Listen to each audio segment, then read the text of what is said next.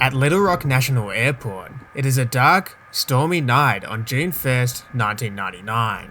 To the south, an American Airlines MD-82 makes an approach. With windscreen wipers blaring, the pilots struggle to see the runway through the pouring rain. They get battered by turbulence as the plane crabs towards the airport. Eventually, it touches down on runway 4 right. But the drama isn't over. Fierce crosswinds smash the side of the plane, and it begins to slide. The pilots slam on the brakes, but they appear almost ineffective, while reverse thrust only worsens the problem. Before they know it, the plane is careering off the end of the runway. It skids down a steep embankment and collides with a metal pier, killing the captain and one passenger. The plane finally comes to rest, broken into 3 pieces. Flames engulf the tail section of the aircraft, and passengers evacuate into the darkness. 110 of the passengers and crew are injured, and all up, 11 of the 145 occupants die in the crash of American 1420. Planes certainly don't skid off runways every day. Planes don't crash every day. So let's take a play-by-play look into what happened, and discover why the causation factors of American 1420 would be pertinent across the entire aviation industry.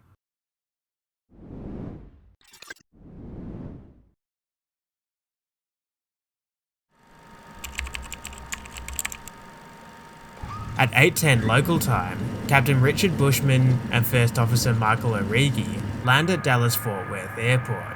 They are on the first day of a 3-day sequence and have 1 sector to go before signing off. As they taxi to the gate and begin disembarking their passengers, they receive a message.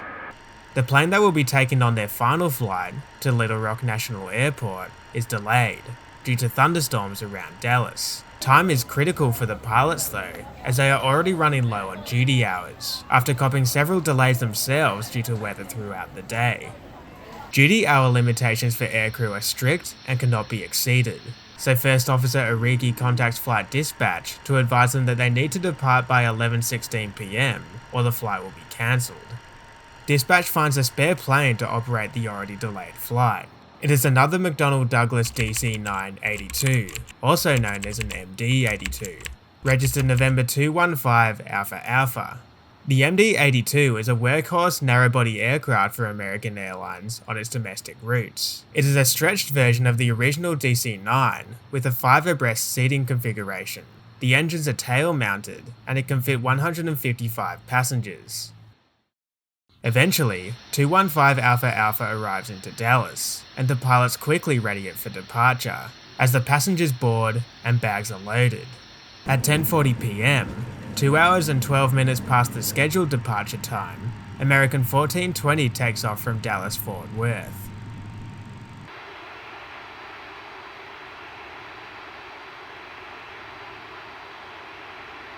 The pilots climb through the layers of cloud up to their cruise altitude.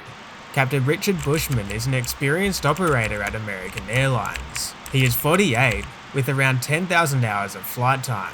Bushman was recently promoted to chief pilot of the Chicago O'Hare base, and is described as a conservative pilot with a great deal of common sense who is not intimidating. His first officer is Michael O'Reilly, 35, with 4,292 hours. He is quite new to American Airlines, still in his probationary year, but is described as an above-average new hire who is very competent and knowledgeable. As the DC-9 levels off at its cruise altitude, the pilots receive a weather update from their dispatcher. The ACARS message indicates that severe thunderstorms are forecast for the Little Rock area, and the pilots should expedite their arrival. The message is acknowledged, but no discussion is made regarding the possibility of diverting or holding for the weather to pass. In fact, it's not until half an hour later, as the thunderstorms appear in the distance, that the weather comes up in conversation between the pilots. There's a moon out there, or a spaceship. Yeah, the mothership. Got your Nikes on? Yeah, right. There's your big water deli. Yeah, 13 miles? we got to get over there quick. I don't like that. That's lightning. Sure is. The pilots are approaching their top of descent point and can see the lights of Little Rock. For this reason, they feel they can beat the thunderstorms into the airport. Oh, That's about as far as we can go. yeah, I would say right about maybe a little more, and that's about it. We could start down here pretty soon.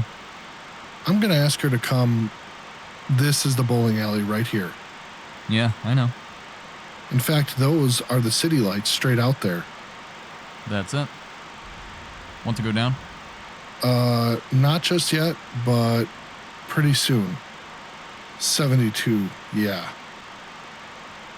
American 1420, descend and maintain 10,000. The Little Rock altimeter is 2986. 10,000, 2986, American 1420. Thanks. 10, set and armed. Thanks. The pilots know that bad weather is approaching, thanks to updates from air traffic control. The captain makes a PA and tells the passengers to expect quite a light show off the left side of the aircraft. American Airlines policy does not prohibit pilots from landing at an airport with thunderstorms in the area. It simply states that crews should ensure their intended route is clear, and at this stage, it is. The pilots can see the lights of Little Rock, indicating clear air along their approximate flight path, and their weather radar shows the cell at least 15 miles away from the field. 7 minutes later, the plane is still in the clear, and the pilots descend into the Little Rock terminal area.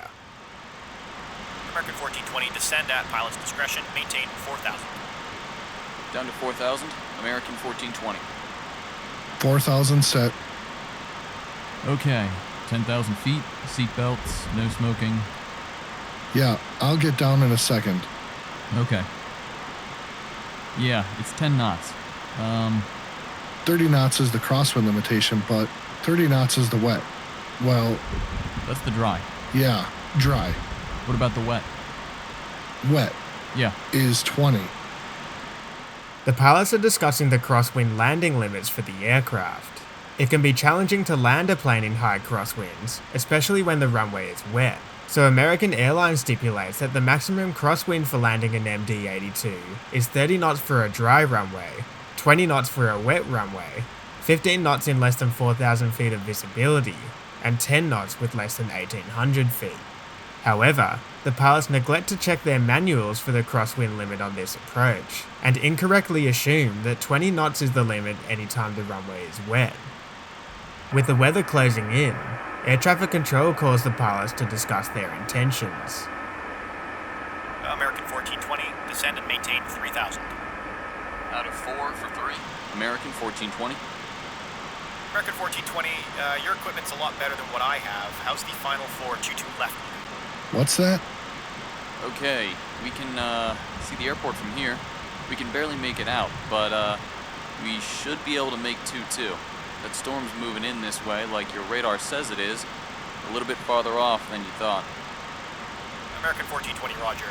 Do you just want to shoot a visual approach? Nah. At this point, we can't really make it out. We're gonna have to stay with you as long as possible.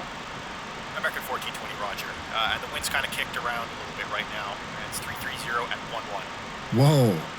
Okay, well that's a little bit better than it was. 30 is a tailwind, though. Right now I have a wind shear alert. The center field wind is 340 at 10. North boundary wind is 330 at 25. Northwest boundary wind is 010 at 5.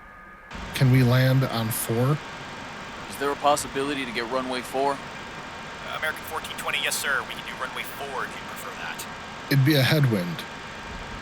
The conversation will continue, but we'll briefly pause to catch up. Air traffic control has updated the pilots on the winds, which are beginning to shift. A runway 22 landing would be with a tailwind, undesirable for an aircraft, as a tailwind increases the ground speed that a plane lands at for the same airspeed. So the captain wants to change to runway 4 right, which will allow him to land into the wind. Yeah, I think we would rather do a headwind, sir. I'm sorry, say that again. American 1420. Yeah, we're gonna want a headwind, of course. Runway 4. We're going to 3, right? American 1420, turn right, heading 250. Vectors through the ILS, runway 4 right, final approach course. Yeah, 3,000. Okay, take a right turn to 250. The long way around? Yes, sir. You're a little close to the airport. Yeah, right. American 1420 is re-vectored by air traffic control for runway 4 right. Since they are almost overhead the airport though, they need more space to get around, so are given a right turn. Since the MD-82's weather radar is forward-looking, the flight crew no longer have a view of the storm's location as they roll out on their heading of 250. The weather images you see here are from the National Weather Service. The pilots, however, will not have any precise information on the location of the storm for the next 7 minutes. The first officer quickly briefs the captain on the changes for runway 4 right. 4 right, 111.3042. I think that was the airport right below us. Yeah, it was. Okay, 111.3. 111.3042. 46 on decision altitude. 4,000 for 3,000 is armed. Okay, MSA is 3,300 all the way around. American 1420, maintain 3,300 feet for now, please. 3,300? We just saw it, thanks. yeah, Okay, and 2217. Glide slope intercept all the way down. Missed approach right turn to 4,000. The last part of the first officer's brief referred to the missed approach, which may well occur tonight with the approaching weather. He, nor the captain, however, referenced the weather in relation to the missed approach, probably because they can't see it on their radar. The missed approach would keep the plane clear of the storm should it be conducted. American 1420, did you call me? Well, we got the airport. We're going between the clouds. I think it's right off my, 3 o'clock, low. About 4 miles. American 1420, that's it. Do you want to shoot the visual approach, or do you want to go out for the ILS? I can. We'll start the visual, if we can do it. American 1420's cleared, visual approach, runway 4 right. If you lose it, need some help, let me know, please. I'll stay with you as long as possible, okay? That's fine, I'm working everything American 1420. That works for me. All right. well, you keep me straight. Keep it right here. Keep it right here. What? Okay, did you notice something? There's the airport right there. Where? Okay, you're set up on a base for it, okay? I'm on a base now. Well, you're on a dogleg. You're coming in. There's the airport. I lost it. Right there. You're on a downwind. See it right there? I still don't see it. Well, just vector me. I don't know. Okay, well, just go right here. Okay. The pilots have been given clearance to make a visual approach to the airport, but as you can probably tell, the captain in particular is struggling to keep it in sight. Air traffic control clears them to land, but soon after, the lights of the airport disappear completely.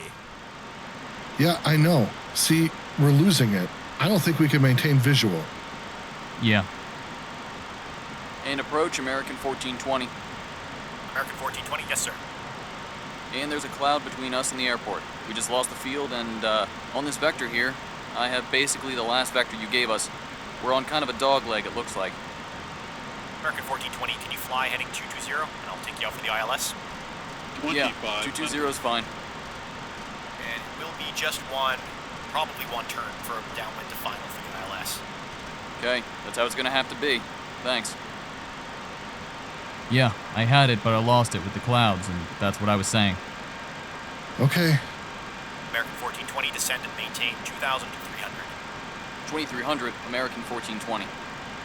2,300? Set and armed. Now it is. We had it. Yeah, I never saw the runway. I hate droning around visual at night in weather without having some clue where I am. Yeah, but the longer we go out here, the... Yeah, I know.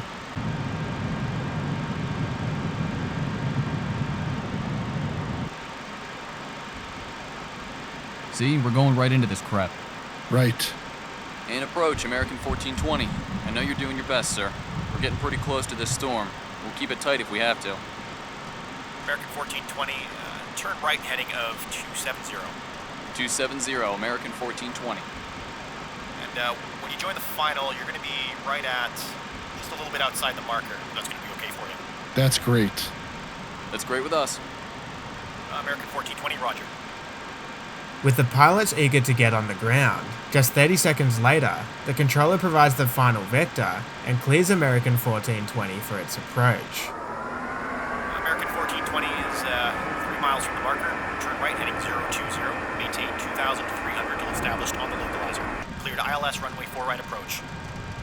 020 till established. American 1420, cleared 4 right approach. We're going right into this. So let's take a quick look at what is about to happen. 1420 has been cleared for the ILS approach, which will take them through the cloud and rain to the runway. But the storm is now moving over the airport and its approach path. The plane's weather radar should be showing it, but the workload on the pilots is high, and they may not have enough brain space to analyze the returns. The pressure on air traffic control is also increasing, and the controller will shortly update the pilots on the winds. They will be 350 at 30 knots, gusting to 45, a sign of the severity of the storm, but also above the crosswind landing limits for the MD-82. American 1420, right now we have heavy rain on the airport. The current weather on the ATIS is not correct. I don't have new weather for you, but the visibility is less than a mile. Runway 4 right RVR is 3,000. 3,000. Roger that, 3,000. American 1420. This is 4 right, correct? American 1420, that's correct, sir. And runway 4 right cleared to land. The wind 350 at 30, gusts 45. Can we land? 030 at 45. American 1420. The first officer has incorrectly read back the wind information. This will be critical to what happens in the final stages of the landing. His interpretation would have the wind almost straight down the runway. However, the reported winds actually result in a crosswind component of 23 knots, and 34 knots for the gust factor, well in excess of the 10-knot limit. 0 forecast right down the runway. 3,000 RVR. We can't land in that. 3,000 if you look at, What do we need? no, it's 2,400 RVR. Okay, fine. Yeah, we're doing fine. All right. 15. Landing gear down. And lights, please. The captain's call for the gear down is usually a prompt for the pilots to complete the before landing checklist. However, none of the remaining items are completed, and critically, one of the items, the spoilers lever, has been left unarmed. The spoilers are designed to deploy upon touchdown to effectively spoil the lift produced by the wings and get the full weight of the aircraft onto the wheels, allowing the brakes to be as effective as possible. However, with the lever not in the armed position, they won't deploy automatically. The captain can deploy them manually, but he would need to move the lever to the extend position as soon as the aircraft touches down. Wind shear alert, center field wind 350 at 32, gusts 45. North boundary wind 310 at 29er, northeast boundary wind 320 at 32. Air traffic control will continue to provide wind updates, but there is no discussion from the flight crew as to whether they exceed the maximum crosswind limit. Flaps 28? Add 20. Right. Add 20 knots.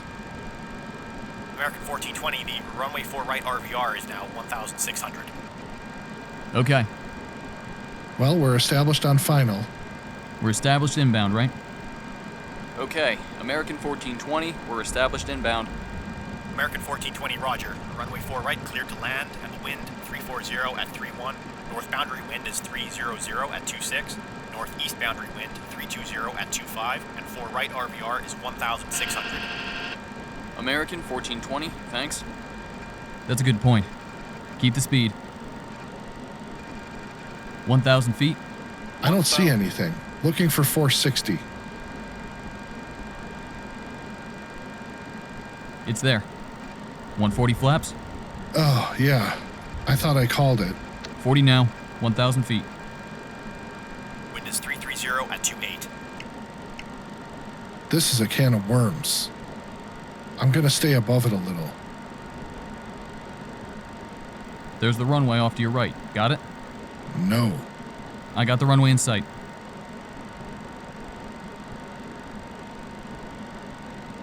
You're right, of course. Stay where you're at. I got it.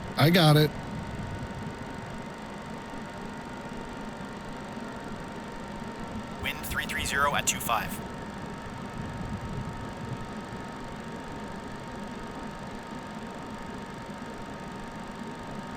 $500 feet. Wind 320 at 23. Plus 20. 400. We're way off. I can't see it. Got it? Yeah, I got it.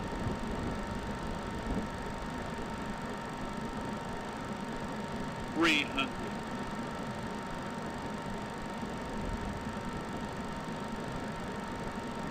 200. 100 feet. 100. 50. 40. 30. 20. 20. 10. We're down. We're sliding. The wind hammers the side of the plane as it touches down. With the spoilers retracted, the wings continue to bear most of the weight, and the captain struggles to keep it straight as he applies the virtually ineffective brakes. Reverse thrust is also used to slow the plane, but on wet runways, it can also create directional control issues, as it disrupts the airflow past the rudder. So the captain reduces reverse thrust, but the plane is still out of control, and hurtling towards the end of the runway. As it slides sideways off the end of the runway, the fate of the aircraft is no longer in the pilot's hands. It strikes part of the ILS equipment, skids off a 7-meter embankment, and slams into a metal support pier. Coming to a stop is a broken mess of wreckage. Watching on from the tower, the controller calls emergency services to attend the accident site, but believing American 1420 crashed short, they rush to the opposite end of the runway. With no plane in sight, they turn around and slowly backtrack, fearful of running over any possible survivors. After struggling to descend the steep embankment, it's 18 minutes before the firefighters get to the plane. They find most of the passengers have already escaped, with First Officer Origi pinned in his seat, but alive, while Captain Bushman is killed, along with 10 of the passengers. The 3 key errors of this accident occurred during the approach: the disregard for the crosswind component, the incomplete checklist which missed the spoilers, and finally, the unstable approach. But more importantly, let's investigate how these errors occurred. An important factor was the role of fatigue. Despite receiving a normal amount of sleep the night before, by the time they were approaching Little Rock, the pilots had been awake for at least 16 hours, and the time was nearly 2 hours after they would usually go to bed. While this data may seem insignificant, studies show that crews who have been awake for more than 13 hours make significantly more errors, while disruptions to one's normal sleep cycle, or circadian rhythm, can lead to decreased awareness. The accident report stated that fatigue affected the crew's ability to consider options, and caused them to become fixated on continuing the landing without even considering a go-around.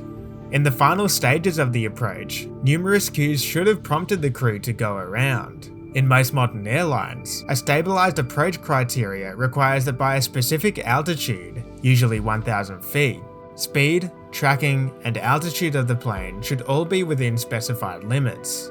However, the American Airlines criteria was vague and did not provide specific parameters for the pilots. The safety board stated that American gave insufficient guidance to its pilots in recognizing when an approach was unstable. From the top of descent point, it was clear that the pilots were confident in beating the weather into Little Rock, despite evidence to the contrary as they came closer. In the aviation industry, this is known as get there-itis. On their last sector of the day filled with delays, fatigue, and stress, the pilots were biased towards getting to their destination and signing off, without considering what threats lay in their way.